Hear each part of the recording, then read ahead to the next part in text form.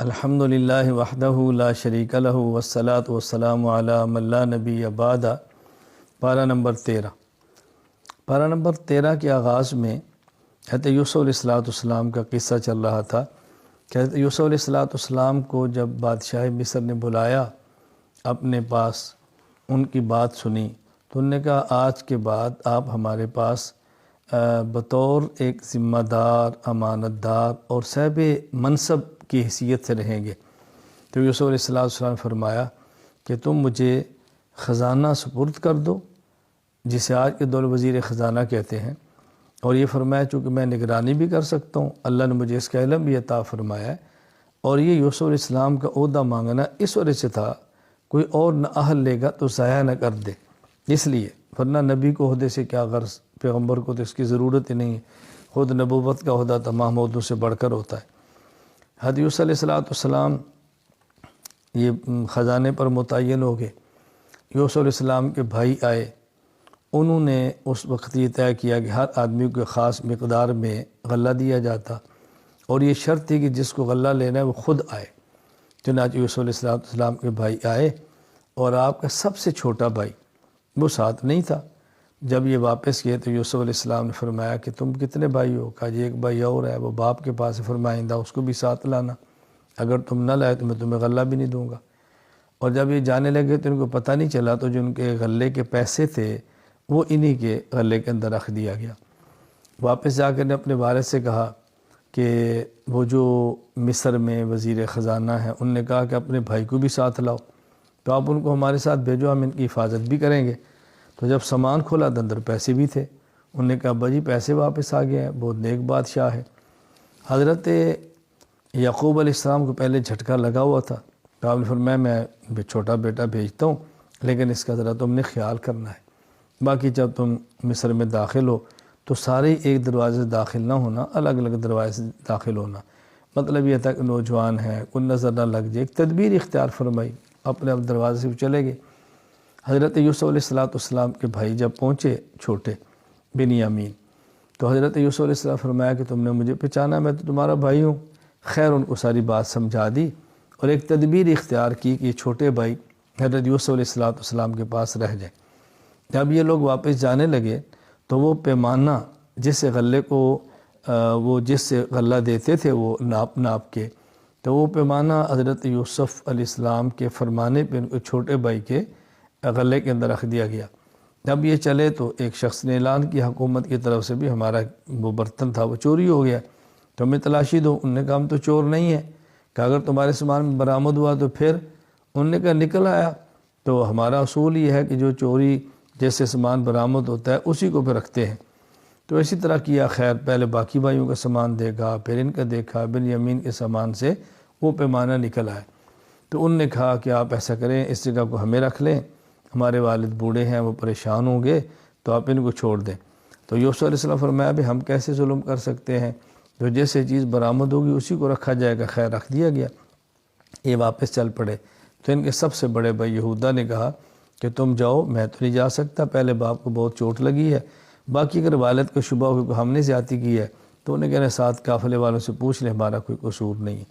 خیر یہ پہنچے حضرت یعقوب علیہ السلام کے سامنے منظر حقائق تو نہیں تھے، آپ بہت پریشان ہوئے، اور اتنا آپ کی آنکھوں سے آنسو گرتے رہے کہ جیسے بھنائی چلی گئی، تو اللہ سے دعا مانگتے رہے، فرماتے انشاءاللہ ایک وقت آئے گا اللہ تعالیٰ سب کو لائے گا۔ تو یہ لوگ پھر جب ابھی قحط تھا، غلہ کم تھا، تو پھر گئے غلہ لینے کے لیے۔ یوسف علیہ السلام کے پاس پہنچے تو یوسف علیہ السلام نے ان کو فرمایا کہ تم نے پہچانا میں کون ہوں، یا وہ کیا معاملہ ہے تمہارا؟ جو ان کے احوال پوچھے تو انہوں نے کہا کیا تو یوسف تو نہیں ہے؟ فرمایا ہاں میں ہی یوسف ہوں۔ اب انہیں اپنے گناہوں کا اعتراف کیا، جرم کا اعتراف کیا۔ یوسف علیہ السلام نے ان کو معاف فرما دیا، اور فرمایا میری قمیص ہے، یہ لے جاؤ والد صاحب کو دینا، اور انشاءاللہ اس ان کی بینائی لوٹ آئی۔ جو ہی یہ قافلہ چلا تو یہ معجزہ تھا حضرت یعقوب علیہ السلام پر کھل گیا۔ تو آپ نے فرمایا کہ مجھے اپنے بیٹے یوسف کی خوشبو آ رہی ہے۔ سبحان اللہ، اللہ نہ بتائیں تو قریب کنویں میں پڑا ہو، نہ بتائیں تو کئی سو کلومیٹر فاصلوں پر بھی بتا دیں۔ خیر جب یہ واپس پہنچے تو اپنے ساری صورتحال بتائی، والد صاحب کو قمیص دی، ان کی بنائی لوٹ آئی، تو پھر یہ والد، والدہ اور بھائی سارے یوسف علیہ السلام کے پاس پہنچے تو تعظیمی سجدہ کیا انہوں نے۔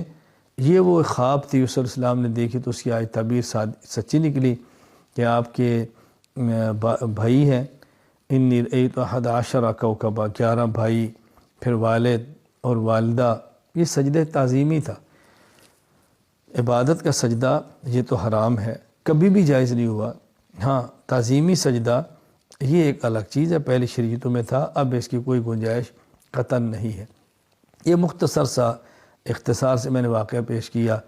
یوسف علیہ السلام کے قصے کو اللہ پاک نے احسن القصص فرمایا ہے، بہترین قصہ ہے عبرت کے اعتبار سے، یکجا سارا بیان کیا۔ باقی انبیاء علیہ السلام کے قصے تھوڑے تھوڑے کر کے قرآن کریم کے اندر بیان ہوئے ہیں، یوسف علیہ السلام کا قصہ یکجا اللہ تعالیٰ نے سارا بیان فرمایا ہے۔ سورۃ الرعد، اس کے آغاز میں اللہ تعالیٰ نے توحید کو، رسالت کو، قیامت کو، جو بنیادی عقائد ہیں دلائل کے ساتھ بیان فرمایا۔ پھر اللہ تعالیٰ نے سورت میں حق اور باطل کی مثال دی ہے کہ باطل ایک مرتبہ ایسے ہوتا ہے جیسے سیلاب آتا ہے، پانی چڑھ جاتا ہے اور اس کے اندر میل کچیل بھی ہوتی ہے، جھاگ بھی ہوتی ہے، تو ایسے جھاگ وہ یعنی نظر آتا ہے کہ پتہ نہیں کیا ہوگا، لیکن تھوڑی دیر بعد جب پانی گزرتا ہے جھاگ ختم ہو جاتی ہے اور خالص چیزیں نیچے رہ جاتی ہیں۔ فرمایا اس طرح جب باطل کا ریلا آتا ہے تو بس اوقات حق بظاہر دب جاتا ہے، باطل ختم ہوتا ہے، حق پھر نیچے اوپر کے سامنے آ جاتا ہے۔ تو وقتی حالات سے بندے کو متاثر نہیں ہونا چاہیے، حق حق ہے اور حق اپنی طاقت دکھاتا ہے، حق اپنا راستہ بھی بناتا ہے۔ تو حق اور باطل کو اللہ تعالیٰ نے مثال سے سمجھایا ہے۔ اس طرح سونا پگھلاتے ہیں، چاندی پگھلاتے ہیں تو اوپر جو چیزیں آتی ہیں وہ سمجھے میل کچیل یہ باطل ہے، جو نیچے اصل سونا ہے وہ حق ہے، وہ نیچے رہ جاتا ہے۔ میل کچیل پھینک دیتے ہیں اور خالص سونا باقی بچ جاتا ہے۔ اسی طرح باطل آتا ہے اور ختم ہو جاتا ہے اور حق باقی رہ جاتا ہے۔ اللہ تعالیٰ نے پھر اس صورت میں متقین کی صفات کو بیان فرمایا ہے، عہد کو پورا کرتے ہیں، رشتہ داروں سے صلہ رحمی کرتے ہیں، اللہ تعالیٰ حکم کے مطابق جوڑ پیدا کرتے ہیں، بلا وجہ توڑتے نہیں ہیں، صبر کرتے ہیں، نماز کی پابندی کرتے ہیں، اللہ کے راستے میں خرچ کرتے ہیں۔ اور جو لوگ فساق ہیں ان کے اندر یہ صفات نہیں ہیں، اللہ تعالیٰ میں متقین اور صالحین میں شامل فرمائے۔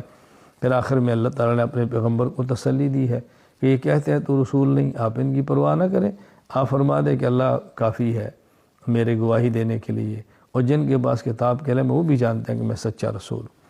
آگے سورہ ابراہیم، اس سورہ ابراہیم کے اندر اللہ تعالیٰ نے ایک تو قرآن کریم کو نازل الحکمت بیان فرمائی ہے، لتخرج الناس من الظلمات الی النور، کہ قرآن کریم نازل ہوا، اس سے ظلمت چھٹ جاتی ہے، نور صاف ہو جاتا ہے۔ یعنی ظلمت الگ ہے اور نور الگ ہے، حق اور باطل کو قرآن کریم الگ الگ کر دیتا ہے۔